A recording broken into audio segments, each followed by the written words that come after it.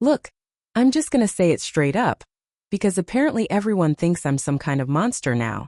I'm Haley, I'm 32, and yeah, I made some practical decisions about my life when I was younger.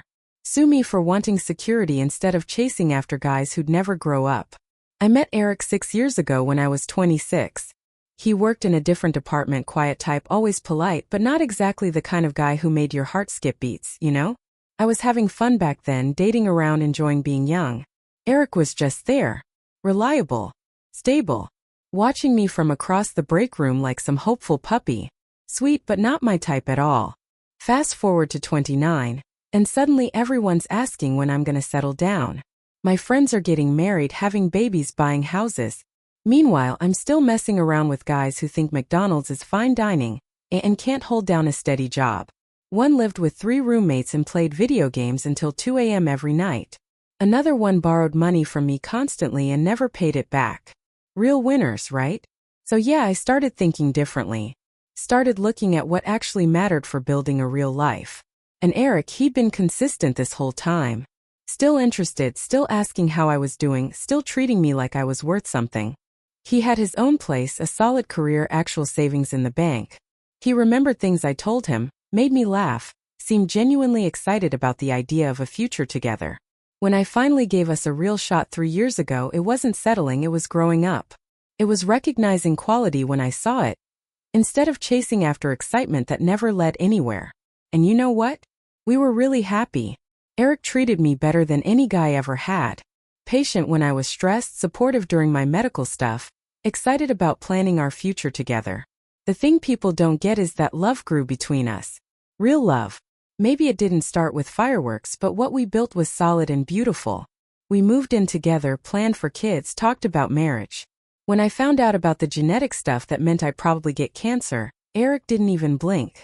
Came to every appointment, held my hand through the surgery, told me I was brave and beautiful every single day.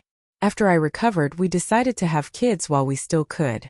When I got pregnant, Eric was over the moon, crying happy tears, already planning the nursery, calling his parents to share the news. He proposed 6 months later with this gorgeous ring he'd been secretly saving for. We were planning our wedding, talking about baby names, dreaming about our whole future together. These past few months I've been so in love with our life, telling Eric constantly how happy I am, how much I love him, how excited I am about our family. I meant every word. We were solid. When I went on maternity leave 2 weeks ago, everything felt perfect. The nursery was ready, we had names picked out. Eric was taking time off to be with us. He was so excited about being a dad, reading parenting books and practicing with a doll. We'd laugh about not sleeping for the next 18 years and how our house was about to be taken over by tiny socks and baby gear. That's what makes everything that happened next so completely unfair. Eric's phone died on Tuesday. Completely dead, wouldn't charge or turn on. He was stressed about work stuff and needed to coordinate his paternity leave, so I offered him one of my old phones. I have 2 identical ones and got confused about which was which. I handed him the wrong one. The one that still had all my old messages on it. It should be empty, I said. Just delete anything you don't need. It never occurred to me he'd actually read through my private conversations. I mean, who does that? For hours, everything was normal. He was handling work stuff, I was nesting and making dinner. Just a regular evening. Then around 9, I heard this weird sound from the living room. Haley, what phone did you give me? His voice sounded different. Flat. My stomach dropped because I suddenly realized I might have grabbed the wrong one. What do you mean? I tried to sound casual. There are messages on here. Between you and Delaney. From when we got together. Honestly, my first thought was annoyance. Why are you reading my private messages? But I could tell from his tone he'd seen something that upset him. I walked into the living room, trying to figure out damage control. He was staring at the phone with this expression I'd never seen before. Not angry exactly. More like confused and hurt and disappointed all at once. What did you see? I asked, though part of me already knew. He held up the phone. The message thread from 3 years ago was open. You want to explain this? My heart started racing because I knew how that conversation would sound to him. Eric, that was 3 years ago. I started, but he cut me off. 3 years ago, when you decided to give me a chance because I was the safest option? When you told Delaney I wasn't your usual type but had the best job prospects and would stick around for medical stuff? Hearing it back like that, it sounded terrible. But it wasn't the whole story. You're taking it out of context, I said. Yes, I was thinking practically then, but look what we built together. Look how happy we are. But Eric wasn't buying it. He was scrolling through more messages, reading parts out loud that made me sound like I was shopping for husband candidates. Which maybe I kind of was. But that's not weird, that's smart. That's what mature women do. Shortest odds of all your guys, most stable job, good personality. Not your usual type, but good prospects. He looked up at me. You literally ranked me against other men. It wasn't like that. I protested, even though it kind of was. I was making a smart decision about our future. And it worked out perfectly, didn't it? The more I tried to explain, the worse his expression got. So all of this, he said quietly, was because you needed someone before 30, and I was the most practical choice? No, I said, but even as the word came out, I knew it wasn't entirely true. And I think he could see it on my face. Eric stood up.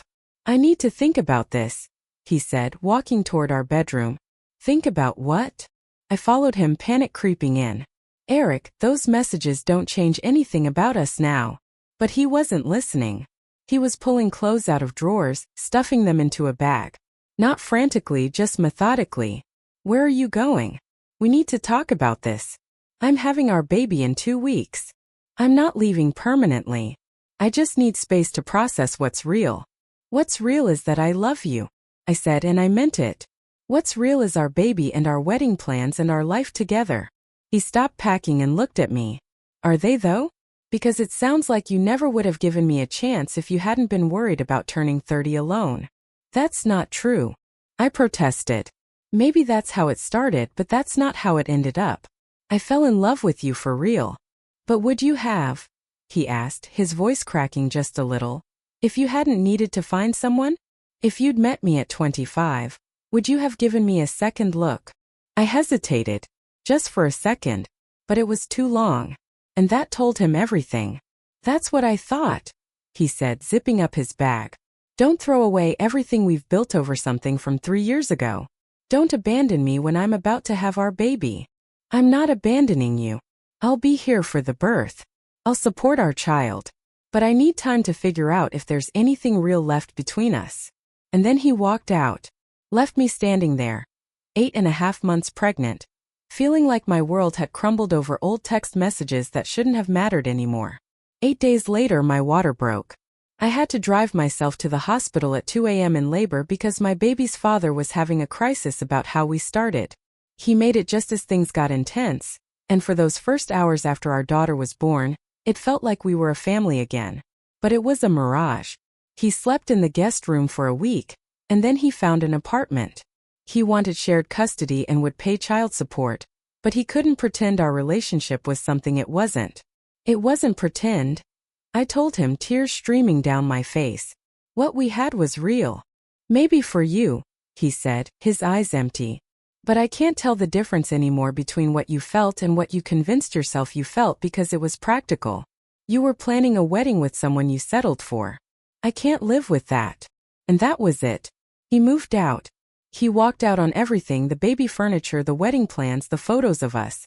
Like it was all part of a life that never really belonged to him. Now everyone acts like I manipulated a good man.